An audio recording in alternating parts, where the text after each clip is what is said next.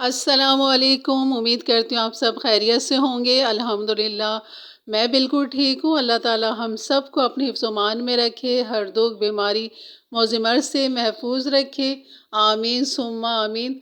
और ये है सुबह का टाइम और बादल जो हैं बिल्कुल हैं और कभी भी बरस सकते हैं, क्योंकि कराची के मौसम का कोई एतबार नहीं है कि अभी धूप निकली और अभी बारिश। तो बस ये मिर्ज़ा के जाने के बाद फिर तोतों की देखभाल करना, उनको दाना पानी डालना और उसके बाद फिर सारा घर का काम-काज करना। और ये हो गया था अब शाम का वक़्त, असर का वक़्त है ये। जब मैंने सोचा कि क्या पकाऊँ समझ में नहीं आ रहा था, तो सोचा आज आलू गोश्त बनाती हूँ। काफ़ी दिन हो गए आलू गोश्त बनाए हुए और इसमें मैं क्या-क्या डाल चुकी हूँ चलिए मैं बताती हूँ। यहाँ मैंने तकरीबन आधा किलो मटन ले लिया था और यहाँ पर डाल दिया था अदरक लहसुन 1 टीस्पून भर के, और लाल मिर्च 1 टीस्पून, हल्दी हाफ़ टीस्पून और पिसा हुआ धनिया वो भी 1 टीस्पून, और ये टमाटर थे 2। और यहाँ पर इसके साथ मैं 3-4 हरी मिर्ची भी पीस ली थी टमाटर के साथ, और प्याज जो डाली थी तकरीबन 2 दरमियाने साइज़ की प्याज थी, उसको भी मैंने पीस के डाल दिया था। बस ये सारी चीज़ें अब एक साथ डाल दें, नमक डाल दें इसके अंदर, और 1 टीस्पून नमक डाल चुकी थी और इसको अब मैंने ढक्कन ढक दिया था ताकि इसमें अच्छा सा उबाल आ जाए। और जब उबाल आ जाए तो फिर आप इसको ढक के बिल्कुल हल्की आंच पे इस गोश्त को पकने के लिए रख दिया करें, ताकि हल्की आंच पे 1 से 1.5 घंटे में बेहतरीन गल जाता है, बहुत अच्छा गल जाता है और इस तरह मसाला भी बहुत अच्छा पक जाता है। तो ये काम ही किया था कि गरज चमक के साथ बारिश होना शुरू और लाइट जा चुकी थी। और ये है बाहर के मनाजिर जो कि गरज चमक आपको नज़र आ रहे होंगे, ये देखिए जनाब। तो यहाँ ये इस मौसम का कोई भरोसा नहीं है, सुबह धूप निकली हुई थी और शाम में सारी सिमट के बादल वादल सब बारिश का एहतमाम हो चुका था और मौसम भी बहुत अच्छा हो गया था। खूब अच्छी सी ठंडी हवा चली, पहले खूब तेज़ चली, उसके बाद फिर ये बरसना शुरू हुआ। तो ये है कराची का मौसम जनाब। और लाइट अगर चली जाती ना तो फिर ये मौसम अच्छा नहीं लगता, क्योंकि लाइट नहीं होती और अगर दिन में बारिश हो तो क्या ही बात है। तो ये है रात का वक्त, मगरिब के बाद का वक्त है ये। और जिस तरह की आप देख रहे हैं बारिश माशाल्लाह, और साथ साथ अब जाके मैं देखती हूँ सालन क्या हुआ सालन का। और ये भुनाई पे आ चुका था हमारा सालन, और यहाँ पर मैंने डाल दिया हाफ़ टी स्पून पिसा हुआ गरम मसाला। और बस अब इसके साथ करेंगे इसकी भुनाई खूब अच्छी से, और खूब अच्छा सा भुनेंगे तब तक जब तक बहुत बेहतरीन सा फटा फटा सा मसाला नज़र ना आ जाए। रोगन तो सारा ऊपर आ रहा है, बस अभी भुनाई के लिए तैयार था, सॉरी भून चुका था। और इसको मज़ीद बहुत अच्छे से मैंने भुना गरम मसाला डाल के। और बहुत लजीज ये आलू गोश्त का सालन बनता है, बिल्कुल बनाए मेरे अंदाज से, मेरे तरीके से, बहुत आसान है बनाना।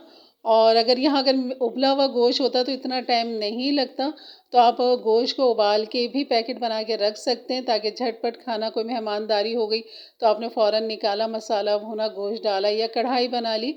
इस तरह भी कर सकते हैं। गोश्त को उबाल के भी आप इमरजेंसी के लिए ज़रूर रखा करें, ताकि अब अपने लिए इमरजेंसी हो या कोई आ जाए अचानक उसके लिए इमरजेंसी हो, तो ज़रूर गोश्त को उबालें, लेकिन पानी को ड्राई कर दें ताकि ज़्यादा जगह ना घेरे आपकी फ्रिज में। और गोश्त का जो पानी है वो उसी के साथ, गोश्त के साथ ही उसको उबाल के नमक अदरक लहसुन डाल के उबाल लें और उसको ठंडा करके शॉपर करके फ्रीज़र कर लें। तो यहाँ मैंने डाल दिए थे आलू, और आलू के साथ पानी भी, ताकि आलू को गलाना था। और यहाँ मैंने ढक दिया था बहुत अच्छी तरीके से। आधे घंटे के बाद मैंने इसको चेक किया और यहाँ रोटियाँ भी डालना शुरू कर दी, क्योंकि मिर्ज़ा आ चुके थे। तो यहाँ पर ये हमारे आलू बेहतरीन गल चुके हैं, जैसे कि मैं अभी चेक करूँगी, और साथ साथ रोटियाँ भी पक रही हैं। और चावल का बिल्कुल मूड नहीं था आज चावल बनाने का, बस रोटी का दिल कर रहा था कि रोटी बनाई जाए, वरना थोड़े मैं चावल भी उबाल लेती हूँ, रोटी भी होती है, लेकिन खाली मैंने आज यहाँ रोटी डाली, चावल बॉयल नहीं किए थे। और यहाँ पर ये रोटियाँ हमारी बेहतरीन सी तैयार हैं, चपातियाँ। और ये हमारा सालन भी तैयार है। अब मैं आपको निकाल के दिखाती हूँ कि इसकी लुक कैसी लग रही है। और आपको एक तकरीर की आवाज़ आ रही हो, क्योंकि मिर्ज़ा जो है वो इमरान खान का खिताब सुन रहे थे, जो कि वो तकरीर कर रहे थे और खूब तेज़ आवाज़ करके सुन रहे थे। और यहाँ हमारा बेहतरीन सालन भी तैयार है आलू गोश्त का। बस आखिरी जो इसके लवाजमात हैं, बस पुदीना नहीं था, पुदीना ख़त्म हो चुका था। और इस पे मैंने डाल दिया था हरा धनिया। हरा धनिया से भी बहुत अच्छा फ्लेवर आता है, लेकिन पुदीना डाल दें तो यकीन करें मज़ीद फ्लेवर बढ़ जाता है आलू गोश्त का। ये कोई भी ग्रेवी के सालन हो, लौकी गोश्त हो, भिंडी गोश्त हो, यकीन करें हम हमेशा पुदीना ही डालते हैं। तो यहाँ ड्राई पुदीना भी था मेरे पास, लेकिन वो मज़ा नहीं करेगा मुझे इतना। और यहाँ पर सोचा चलें ये धनिया से पहले ये ख़राब हो और इसको काट के डाल दें, इस्तेमाल में ले लें। तो यहाँ पर ये देखें बेहतरीन हमारे आलू जो हैं गल चुके हैं। और अगर आप इसके साथ तंदूर की रोटी लेंगे तो यकीन करें ये तो लाजवाब हो जाता है फिर। और तंदूर की रोटी के साथ आलू को तोड़ें और खाएं शोरबे के साथ मिला के, बहुत लजीज लगते हैं आलू।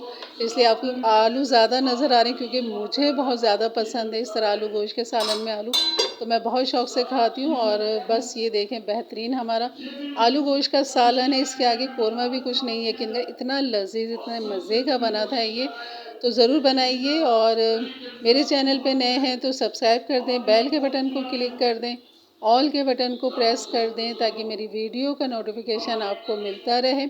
और इंशाल्लाह बहुत अच्छी रेसिपी इंशाल्लाह आपके साथ शेयर करने वाली हूँ, तो मेरे चैनल से जुड़े रहिए। अब आप सोच रहे होंगे कि मैंने तंदूर की रोटी क्यों नहीं मंगाई, और यकीन करें मिर्ज़ा का भी बड़ा दिल था कि तंदूर की रोटी होती इसके साथ तो सोने पे सुहागा हो जाता, लेकिन बारिश की वजह से नहीं जा पाए, तो इसलिए मैंने कहा मिर्ज़ा परेशान हो, कोई बात नहीं। तो अगर आपको मेरी ये वीडियो अच्छी लगी है तो ज़रूर लाइक कर दीजिएगा एक अच्छे से कमेंट्स के साथ। तो ये देखें जनाब क्या लुक है माशाल्लाह, और जितना ये देखने में अच्छा इतना ही खाने में ये लजीज है। तो चलिए मिलते हैं फिर इंशाल्लाह एक अच्छी वीडियो के साथ, तब तक के लिए इजाज़त दें, अपना बहुत सारा ख्याल रखें, दुआओं में याद रखें। अल्लाह हाफ़िज़।